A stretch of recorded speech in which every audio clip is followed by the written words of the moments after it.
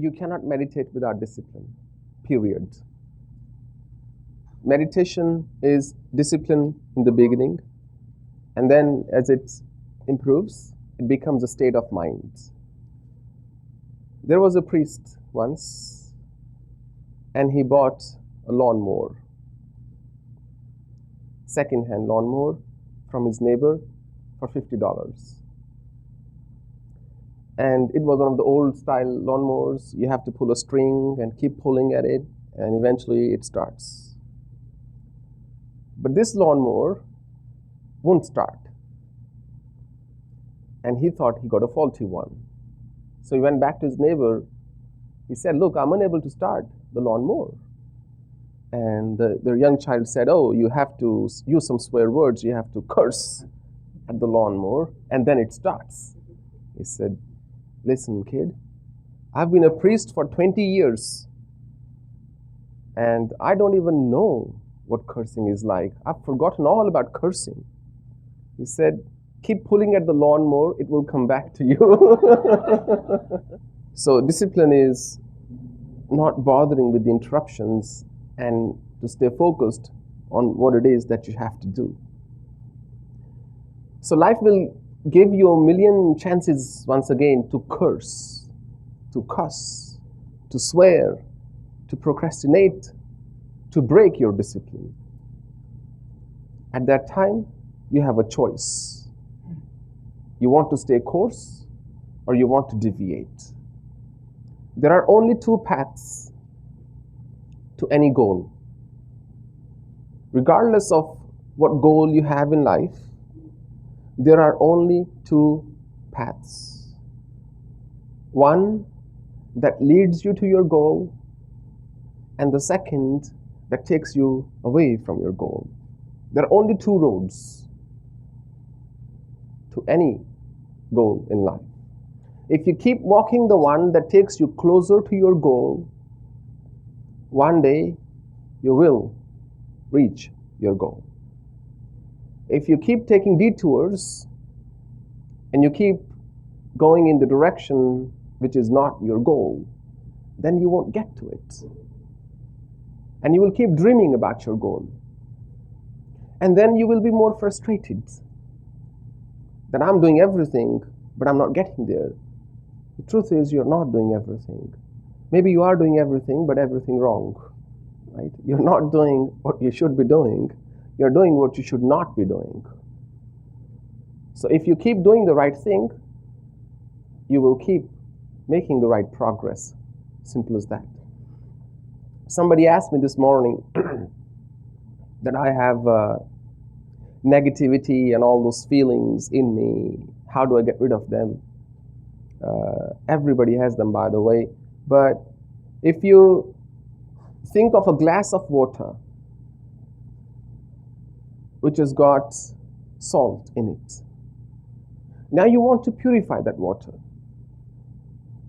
You want that water to be not salty.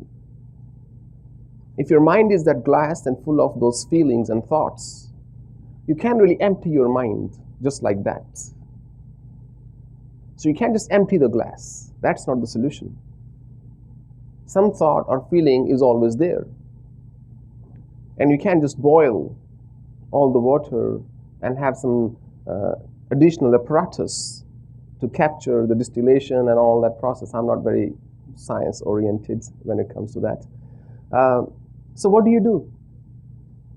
How do you make that water pure? It's quite simple. You keep pouring fresh water in it. And as you keep pouring fresh water in it that's not salty, your glass will start to overflow. And you let it overflow. And you let it overflow. And then will come a point when it will only have fresh water worth drinking.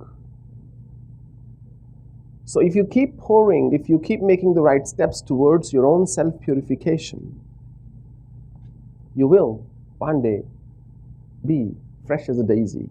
You will one day be fresh, full of fragrance, full of light, full of freshness, full of transparency.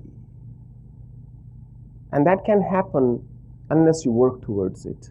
And to work towards anything requires a discipline of a sort. So you can't say, look, I will meditate for the rest of my life no matter what every day. That will fizzle out in a few days, if not few hours. It's much better to say next 20 days or next 2 weeks or next 1 week or just next 3 days. Nothing on earth can stop me from meditating for 30 minutes in a day. You stick to your principle, you stick to your word, and then your mind realizes that I am in the body of somebody who means what he or she says. And then next time, it becomes much easier to stick to your own word, to stick to your resolution, to stick to a discipline. So just like I cite this example frequently, in fact, just like two pieces of wood, if you create friction in them, it creates fire. And that fire then consumes the very wood that created it at the first place. Similarly, in the beginning, you need certain discipline and you need to be bound to a certain routine, because when you do that, they will work together to eventually take you out of that discipline, to take you out of everything, to make you rise above all discipline, to set you free. And that freedom comes from following certain discipline in the beginning. It's the wood that you require in the beginning. You know, there are enough theories in the world that you don't have to meditate, you don't have to do nothing, you just be happy.